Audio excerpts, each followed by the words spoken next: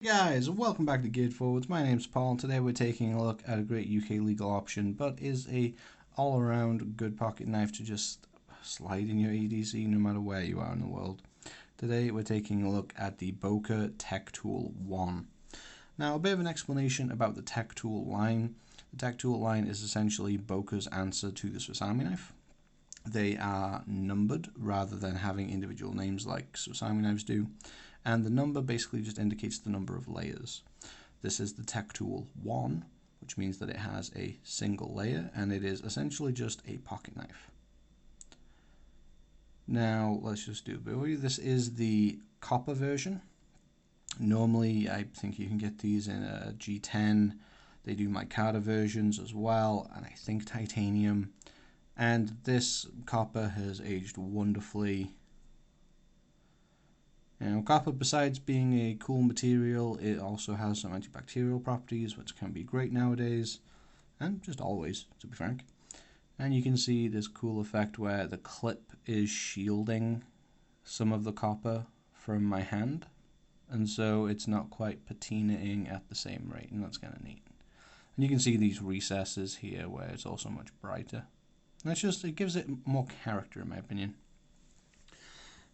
So let's go ahead and get some size comparison and weight out of the way, and then I'll go through one little exception to this particular knife. And we also do have a wonderful polish here. This is actually a very reflective blade. Downside is it does show some gunk and scratches easier, but it is what it is. So up top we have a 91mm Swiss Army knife, specifically a classic. And below we have a 58mm Swiss Army knife, specifically that's a compact, this is a classic, and an 84mm cadet.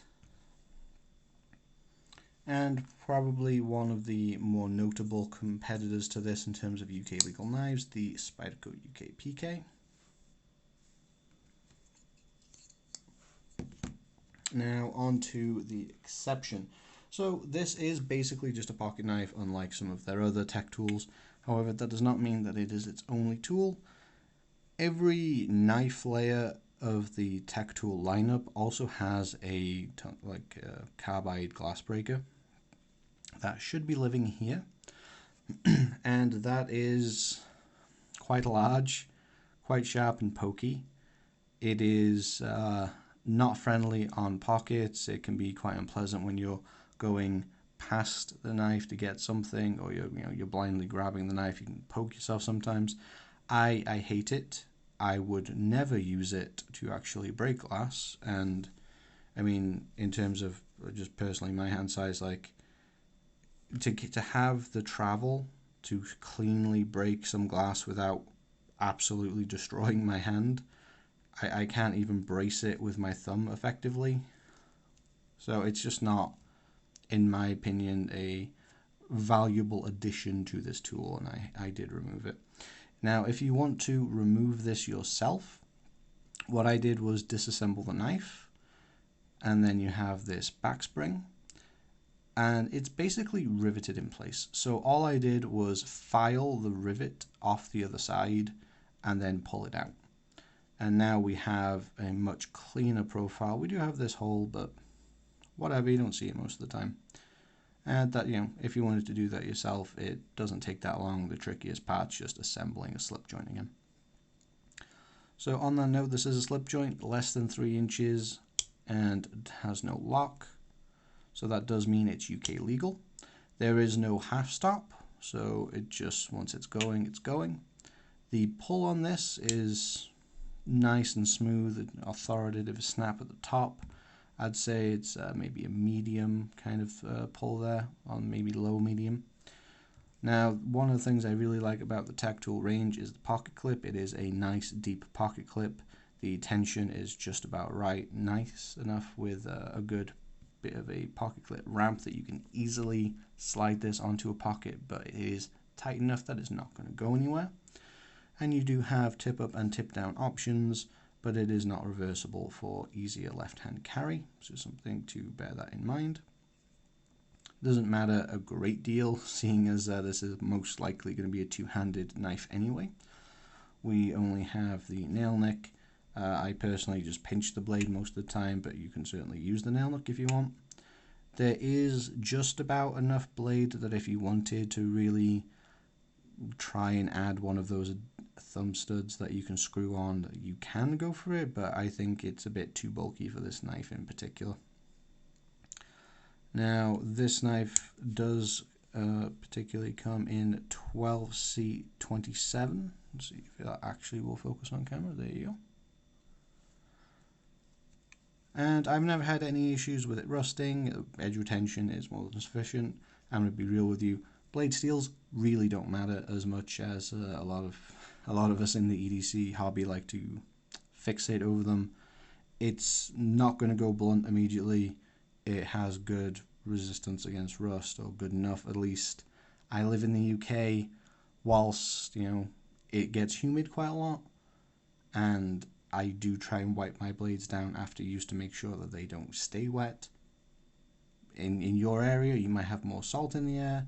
Your working environment might be just wetter in general. I have not personally had any issues. Just going to quickly get a weight on this. Now bear in mind this is the copper version, so it is going to be heavier than the Mikado G10. So this is coming in at 97, bear in mind slightly lighter because I did take that glass breaker off, 97 grams. And coming down to ounces, we have 3.42. Now, personally, I really like this. This is one of maybe my favorite UK legal pocket knives. I think the copper in this particular version is really nice and classy.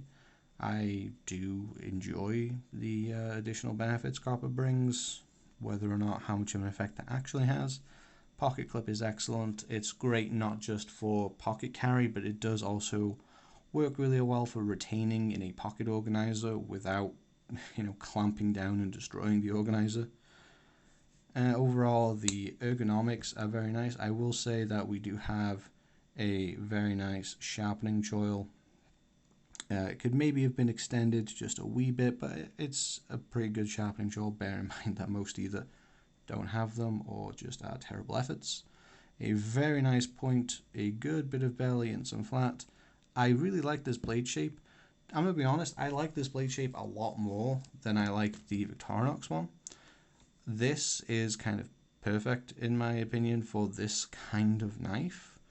It is taller, that is going to impact the overall size of the body, but if I could have this kind of blade in this kind of tool, oh yes. And I do have a tech tool for, I think, Urban. When you get, there is some variation besides just the number of layers, and the naming is a little bit convoluted. And it's okay, but the tools on those other models, well, we'll get there when we have that review. So, one thing to bear in mind is that this is a slip joint. The resistance to close is, you're going to get some movement, but to actually get it to the point where it might close, it's quite significant. There's no half stop, and there's no choil like you have on the UK PK to actually stop it closing on you, which features a half stop as well. So bear in mind it is missing those safety features, but common sense knife use, should prevent this most of the time. If you have a non-locking knife that doesn't have a choil or some feature where you can keep it open, try to avoid stabbing with it. Make sure that you're cutting that way, and if you get it lodged in something, don't go wiggling. It's not a pry bar, it's not a screwdriver. Use it properly, be sensible, and this should not be closing on you. I can highly recommend this. They are very affordable. I think the basic version goes for around £20-ish, something like that, on Haney Haynes. And if you're looking for a UK legal knife, something that's just no muss, no fuss, will get the job done, I highly recommend it, with the addendum that the little glass breaker is very annoying in my opinion. If you're willing to do the mod, great. I highly recommend that you do it. If you're not, and you can just be prepared to live with it, you might find more value in having that glass breaker available than I do. But let me know what you think of this knife down below in the comments. What would be your material of choice for the handle? And whilst you're down there, please hit that like button and subscribe. It helps the channel out immensely and helps us grow on to bigger and better things. So until next time, I've been Paul, and I hope you have a wonderful day.